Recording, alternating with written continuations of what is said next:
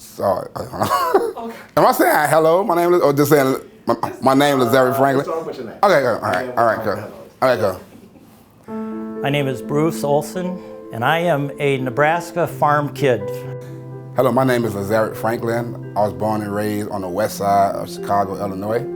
Came off to college in the big city of Chicago with full intentions of returning to teach in rural Nebraska after I was done, and it didn't quite turn out that way. I grew up in a single parent home. My mom raised 5 kids. And if you like any other kid that grew up in the project, then 9 times out of 10 you went to a Chicago public school.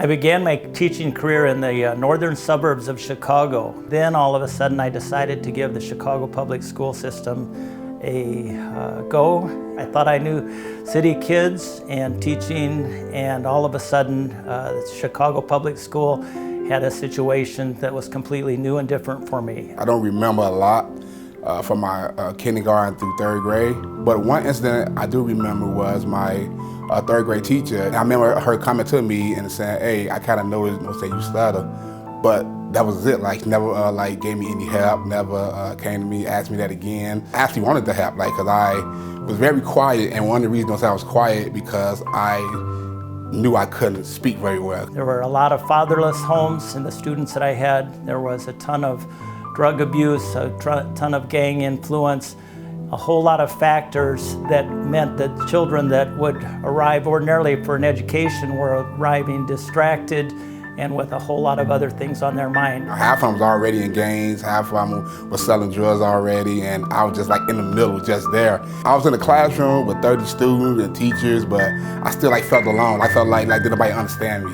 There were many, many, many days, those first months of Brown School, where I went home and thought that I had been a complete failure because I didn't think that I was meeting the needs of the kids. But all of that changed kind of in 4th grade. This the first time I would not only have a male teacher, but I also dealt with my first Caucasian male. I came up with an idea of an incentive program where the kids could earn a trip, and I thought that going bowling would be a great one. I remember he tried to get us to behave. He said he gonna take us bowling. And to be honest with you, I didn't know what bowling was. I never heard of it. I'd never been there, so I was just lost. But he said it was a field trip, so I was all in with that. And I found out that kind of incentive was enough to really bring the kids around. What was life-changing for me was the fact that I didn't even know that was a good part of Chicago. That's all I knew was the 4 blocks I grew up on. In the scrapbook that I kept from that year at William Brown, I have a little bit of everything. I've got events that happened at the United Center right across the street from us. I've got standardized test scores. I've got my most improved students. I've got their favorite gym shoes, pictures that they made, and perhaps the most significant of all is the famous bowling outing. I still have the scores. 28 years later, I'm now an employee of Chicago Public School. I had 3 positions. I've been there 5 years. My first position was Dean of Discipline, Dean of Student. I managed over 500 student behavior. And at this point, I realized the frustration of some of the teachers and what they go through with dealing with inner city youth. Brown School, without a doubt, made a very indelible impression on my mind, heart, and career as a teacher. When I saw these teachers struggling to teach these students, and I thought about, these teachers actually trying to teach me, the kid that's from the project or from the hood or from a single family home who's having issues at home, and it wasn't that they wasn't willing to, it wasn't that they didn't know how to. Some of them just didn't have hope, some of education not as important in the household. So when I saw that, I'm like, wow, I could see me in that chair, and no, there's a way to reach me, there's a way to reach us.